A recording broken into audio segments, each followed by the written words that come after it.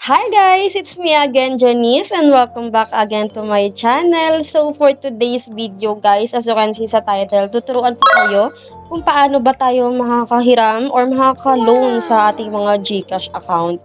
So syempre guys, dapat first, meron kang GCash account. Doon tayo makakautang. In case na ganyan guys, kailangan natin ng cash or may mga emergency tayo na mga kailangan gastusin. Ayan. So ganito lang guys yung gagawin ninyo. So first, punta lang kayo sa GCash ninyo guys. I-open nyo yan. Ayan.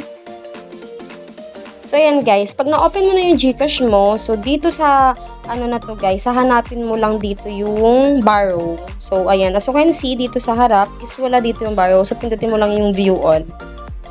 Ayan. Hahanapin mo dito yung borrow. So, nandito na siya guys. Ito guys yung hanapin mo, yung borrow. Ayan.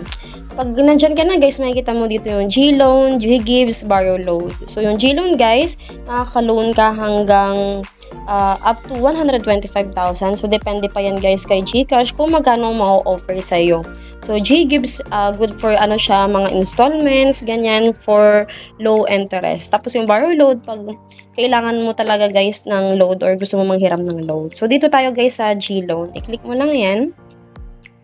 Pag nandiyan ka na guys, ayan, lalabas na dyan kung magkano yung ino-offer sa'yo pautangin ni GCash. So makikita mo na dito yung mga loan details mo, yung payable in 9 months, yung interest rate mo, tapos yung processing fee. Meron din sila as low as 3%.